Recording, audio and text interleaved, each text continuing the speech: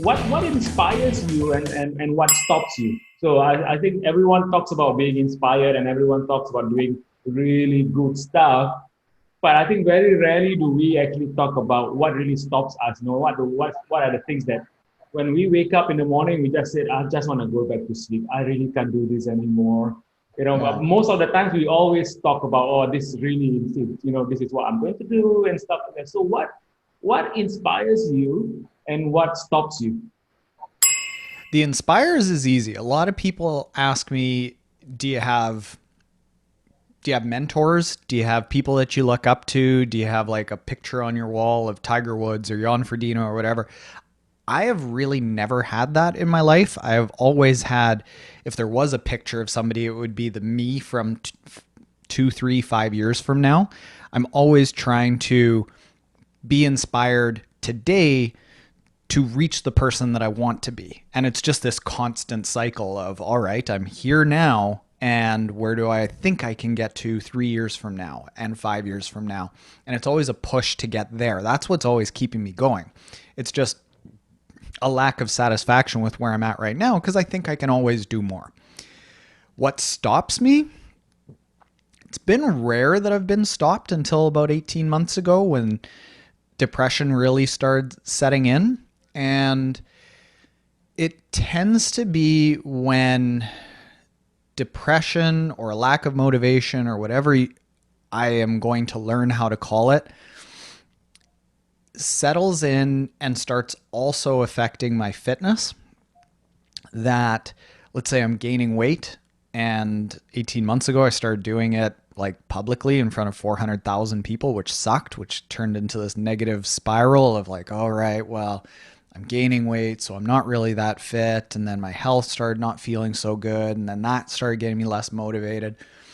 And over the years, any times that I have been lazier, if I can just call it be lazier and not push quite as much, has been when health has not been good. When as a kid, it was when I was drinking a lot and my body was just hanging on for dear life, and I'd spend the weekend either drinking or recovering from drinking, so I wasn't super motivated then.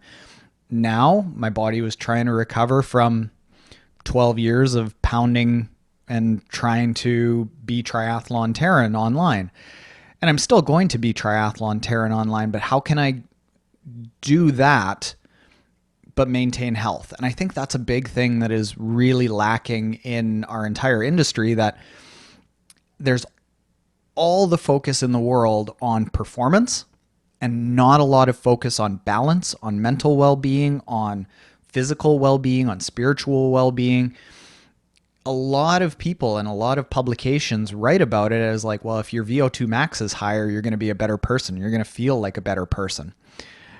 And that's not really how it is. It's almost the opposite, that if you train harder, you're putting your body at more risk because all of your systems are stressed so much. And what I've seen more from anyone is that the tipping point between satisfaction, health, and balance is like a 4, 5, 6 hour kind of training week. And past that, you start risking a lot of things. So how do we start balancing that risk with the need for fulfillment by going and racing all of these silly races that we do, but not putting people in a detrimental state? I don't know. Because this is new to me that I tipped into that detrimental state. And it's happened a couple of times over the last few years, but I think I've got a lot more thinking to do. And one of the hard things about it is that it's a very new thing. I can't go on to PubMed, and I've tried to type in exercise and depression, and it doesn't really pop up for ultra endurance athletes.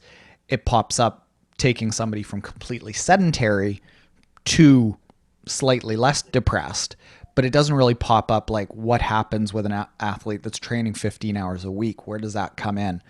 So yeah, I've kind of got to figure out how that balance is for me, and what really does stop me. What are the mechanisms that do it, and how can we help other people do that, avoid it?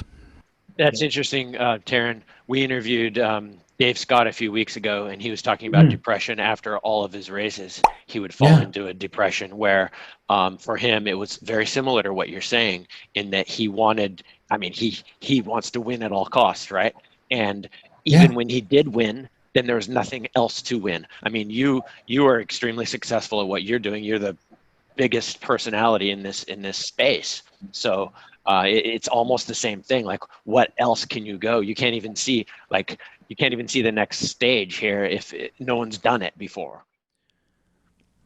Hey everyone, Taren Gazelle, otherwise known as Triathlon Taren here. I'm the founder of Motive, and we help motivated humans, people like us, regular humans that have day jobs and families and real life commitments, live a more fulfilling and challenging life by going out and attempting feats that they didn't think that they could, typically with endurance sports, whether it's running, triathlon, or cycling, maybe swim runs, whatever endurance adventure you want to go on, we can help you do that.